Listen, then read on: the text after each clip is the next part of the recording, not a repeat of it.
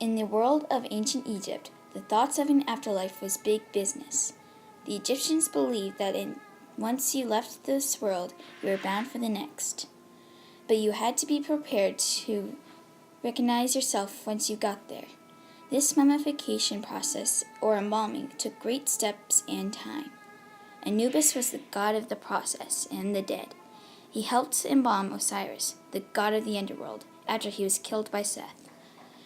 Priests often wore the mask of Anubis during the mummification ceremonies, which was the head of a jackal, because jackals were often seen in cemeteries. The first step was to remove the brain with a metal hook in the nostrils and through the skull.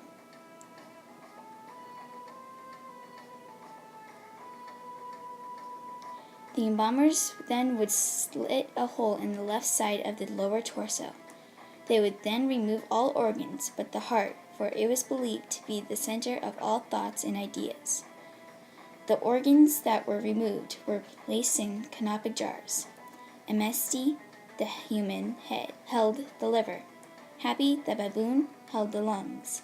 Dwamitef, the jackal, held the stomach, and Kebe Sinuf, the falcon, held the intestines.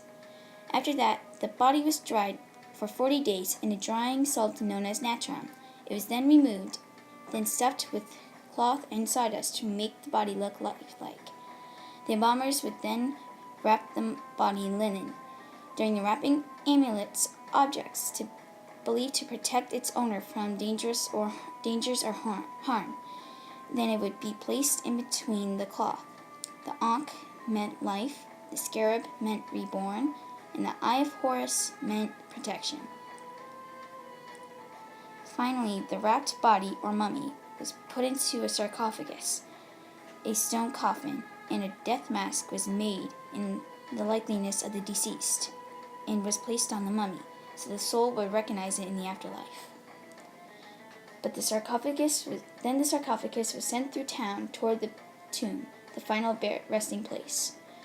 But before it was buried, it would go through two ceremonies, the opening of the mouth ceremony and the weighing of the heart ceremony.